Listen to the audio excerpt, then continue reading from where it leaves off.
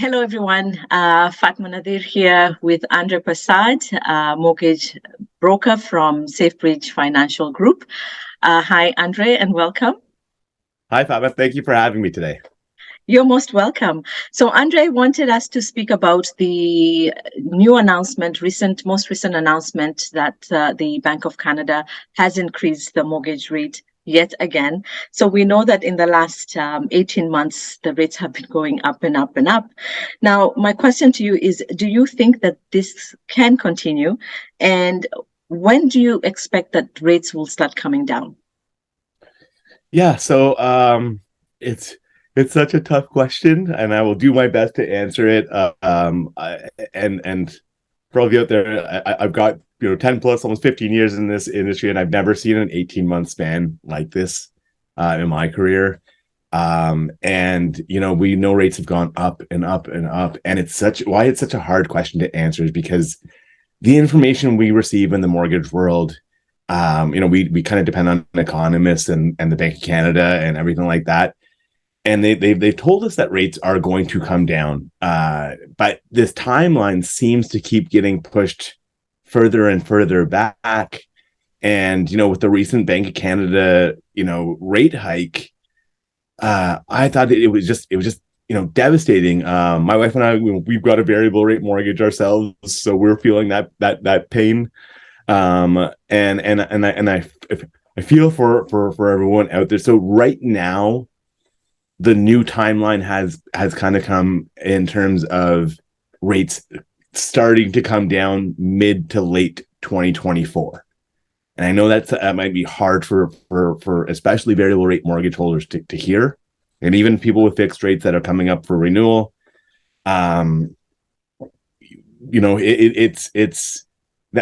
of the timeline. The expectation for the remainder of 2023 is that we're about to see a bit of a rates come up, fixed rates to come up a little bit, but we are hoping that we see rates flatline at some point, and we see some stability at some point.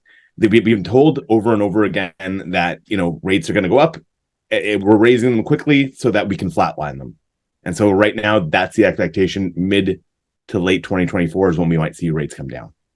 Okay, well, everybody's looking for that stability because there isn't any right now.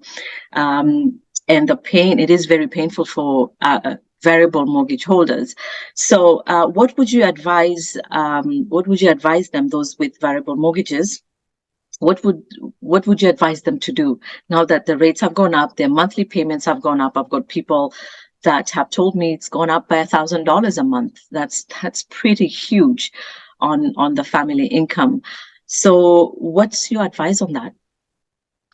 Yeah. So, I mean, I don't think there's any generic advice, right? I think it's specific from person to person, from family to family, on what you can do, right? Really, because it's are you at a breaking point? Do you have a little bit more leeway? And really, what are your options? So my advice to variable rate mortgage holders is to first reach out to your existing lender and find out what your options are. So I would say you're going to want to ask them basically two questions. What are my options to lock into a fixed mortgage? And what would my penalty be to break my mortgage? Right. So oftentimes, if you're locking into a fixed mortgage with your existing lender, if you're staying with that existing lender, there's no penalty. Most in a lot of cases.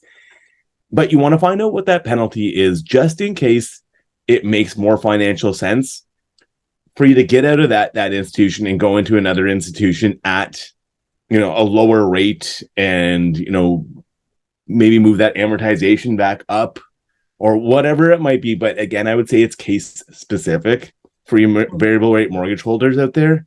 But I think your first step is to, again, I'll repeat the questions to ask your financial institution. What are my options of locking into a fixed rate with you, financial institution? And then secondly, what would my penalty be to break that mortgage? And this is just information collecting. Mm-hmm. You don't want to commit to anything. once you have that information, connect with a mortgage professional, like myself or someone you know, or someone you've dealt with in the past, whoever it might be. But then once you have that information, we can do some analysis on it, right? Or they, you can analyze the what might be the best path for you, but there's no generic answer for everyone across the board. I think it's collecting the information and then figuring it out. Okay, yeah, definitely, because everybody's situation is different. So yeah, it's not cookie cutter for sure. But there you've had it, guys. You have options. First one is find out from your lender, ask the questions, what it would take for you to break your mortgage, go into a fixed rate, and don't make any commitments. Get an opinion for a mortgage broker as Andre himself, and see what options that you can receive from him. And it might be a game changer for you, a life changer rather, because it is tough times that we're going through right now. Well, thank you so much, Andre. We will continue having these conversations. Very important for folks out there to know options. So we'll continue these conversations as well. Thank you so much for your time. Appreciate it, Andre. Thank you for having me, Fatma. Bye now.